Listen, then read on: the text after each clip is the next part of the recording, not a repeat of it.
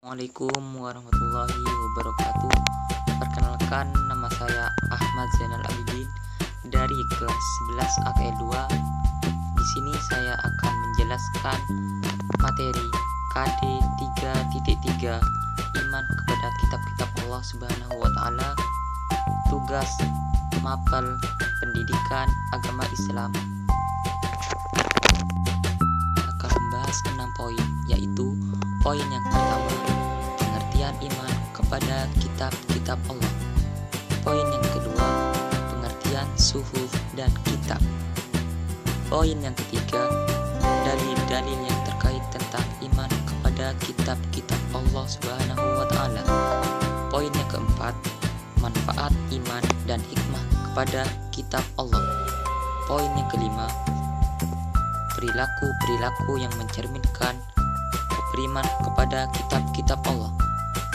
Poin yang keenam, tanda-tanda atau ciri-ciri orang yang beriman kepada kitab-kitab Allah Subhanahu wa taala.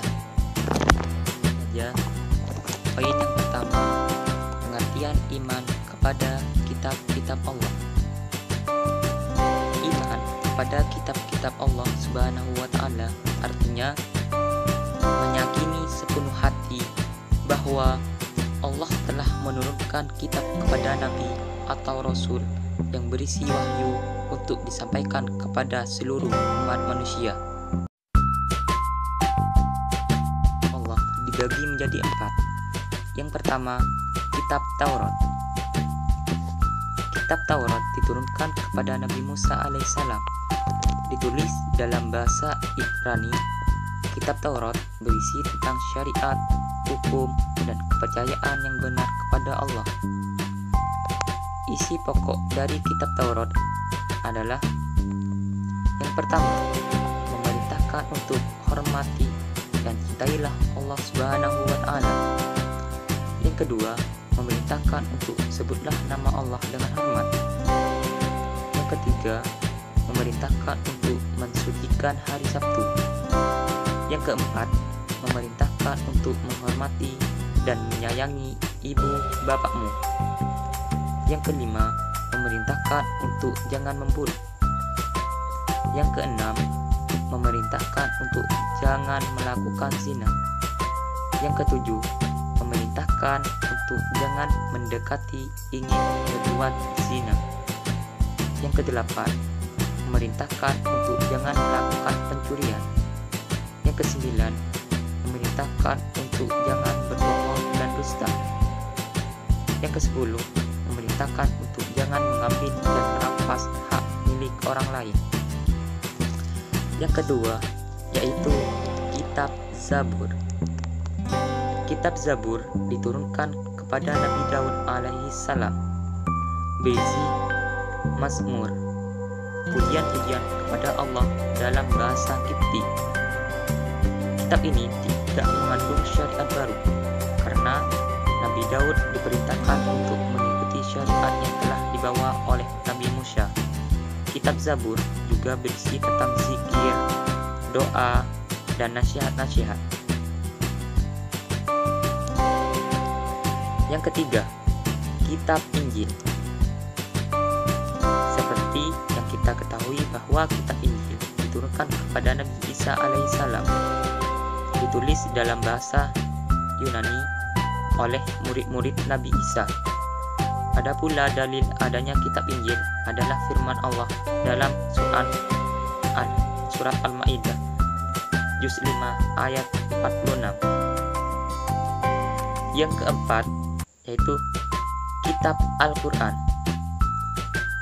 Kitab Al-Quran adalah kitab Allah yang diturunkan oleh Allah Subhanahu wa taala kepada Nabi Muhammad sallallahu alaihi wasallam. Al-Quran diwahyukan kepada Nabi Muhammad selama kurang lebih 22 tahun, 2 bulan, 22 hari. Al-Quran terdiri dari 6.236 ayat, 114 surat, dengan surat terpanjang terdiri atas 286 ayat, yaitu surat Al-Baqarah, dan yang terpendek terdiri dari 3 ayat, yaitu surat Al-Asy, Al-Kautsar, dan An-Nas. Terdiri dari atas surat Makkiyah dan Madaniyah. Isi pokok dari ajaran Al-Quran antara lain: yang pertama, ajaran tauhid atau akidah. Yang kedua, tata cara beribadah atau fikih. Yang ketiga, kerja kehidupan sehari-hari atau akhlak. Yang keempat, tuntunan kehidupan. Yang kelima, ilmu pengetahuan sebagai pedoman di dunia.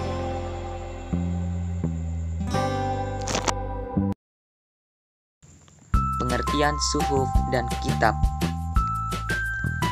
Suhuf adalah suatu wahyu Allah Subhanahu wa Ta'ala yang disampaikan kepada para rasul, tetapi masih berupa lembaran-lembaran yang terpisah, dan isi dari suhuf sangat simpel. Kitab adalah wahyu Allah Subhanahu wa Ta'ala yang disampaikan kepada para rasul, tetapi sudah berbentuk buku atau kitab, dan isi kitab lebih lengkap dari isi suhuf. Yang ketiga, dalil-dalil yang terkait tentang iman kepada kitab-kitab Allah Subhanahu wa Ta'ala yang terkandung dalam surat An-Nisa ayat 136. Ada 3 tingkatan dalam beriman kepada kitab-kitab Allah. Tingkatan yang pertama adalah qat'il. Tingkatan yang kedua adalah tartil. Dan tingkatan yang ketiga adalah hafiz. Apa itu qat'il? Apa itu tartil? Dan apa itu hafiz? Langsung saja, qat'il adalah hanya membaca saja tapi tidak memahaminya. Dan tartil adalah membaca, memahami isi-isi dari kitab-kitab tersebut. Hafiz adalah memahami, membaca, mengamalkan, dan menghafalkan. Yang keempat, manfaat, iman, dan hikmah kepada kitab-kitab Allah. Yang pertama, memperkuat keimanan, ketakwaan kepada Allah Subhanahu wa Ta'ala. Yang kedua, memiliki petunjuk dan pedoman hidup sehingga kehidupan tidak akan tersesat. Yang ketiga, menambah ilmu pengetahuan. Yang keempat, terjaga ketakwaannya kepada Allah dan menjauhi larangannya. Dan yang kelima, menumbuhkan sikap optimis untuk meraih kebahagiaan dan kesuksesan dunia akhirat. Poin yang kelima, perilaku-perilaku yang mencerminkan beriman kepada kitab-kitab Allah. Yang pertama, menjalankan semua ajaran yang ada dalam Al-Quran, seperti sholat, zakat, dan puasa. Yang kedua, menjauhi semua larangannya yang diajarkan dalam Al-Quran, seperti berjudi dan minum minuman keras. Yang ketiga, selalu membaca Al-Quran.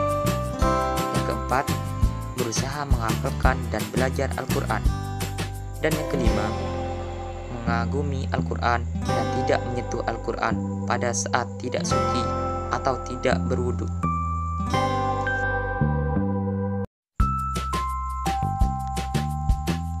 Poin yang terakhir yaitu poin yang keenam, tanda-tanda atau ciri-ciri orang yang beriman kepada kitab-kitab Allah Subhanahu wa Ta'ala. Yang pertama, mengerjakan semua perintah yang terdapat dalam kitab Al-Quran. Yang kedua, menjauhi semua perbuatan yang ada larangan, mengerjakannya dalam Al-Quran. Yang ketiga, meyakini bahwa semua isi Al-Quran adalah kebenaran yang berasal dari Allah. Yang keempat, selalu berpedoman kepada Al-Quran dalam segala kegiatan yang dilakukan.